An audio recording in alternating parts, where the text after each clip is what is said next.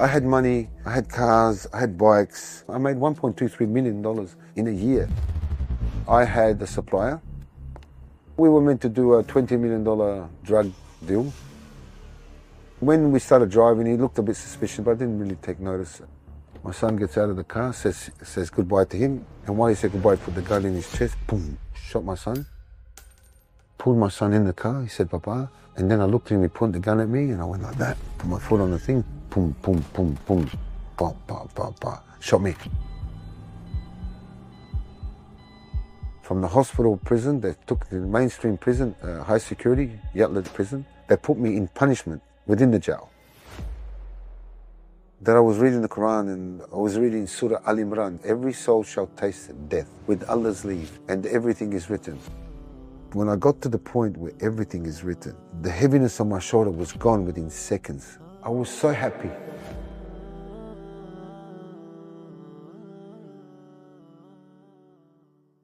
Assalamu alaikum warahmatullahi, brother bin Focarelli. Thank you so much for accepting our invitation. We are very happy to have you with us. I want to start by asking, who is Vince Focarelli? Can you tell us briefly about your life? Assalamu alaikum wa rahmatullahi wa barakatuh. I'm very humbled and thank you for having me on your podcast.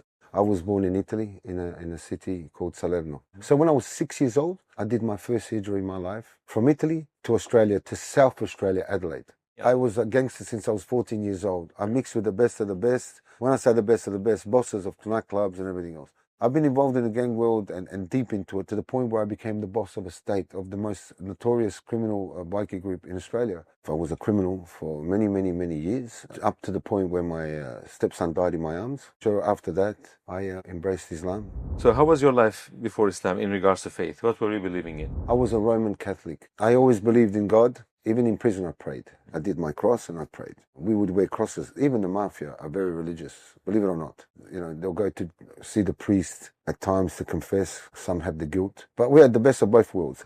You will go and confess, tell you to do Hail Marys and things like that. And then as soon as you walked out the church, you're back on your pager. I'll meet you here, selling drugs there. So for us in the Roman Catholic faith, it was culture and tradition. It was part of our DNA to be like that, you know, and people don't realize that.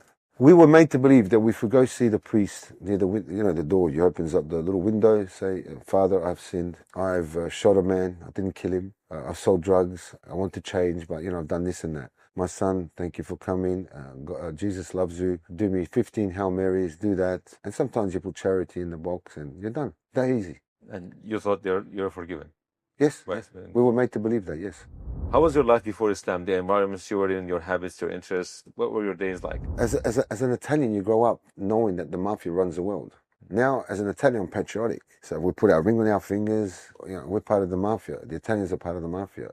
We have mafia family members, gangsters. We run the drug trade. We run the politics. As a 14 years old on the street selling drugs, I would walk in nightclubs where the owners or adult industries, strip joints, things like that. So I would not wait in a nightclub. Bouncers will protect me. If the police walked into that place, they'll lose their license. I was only 14, 15, 16, 17. You had to be 18 or over. But I had the privilege to be respected by all the nightclubs on that street. I would take arms to be prepared to shoot the enemy. Every time that I've been shot, it's been point blank range. Not from a distance, it's been point blank range.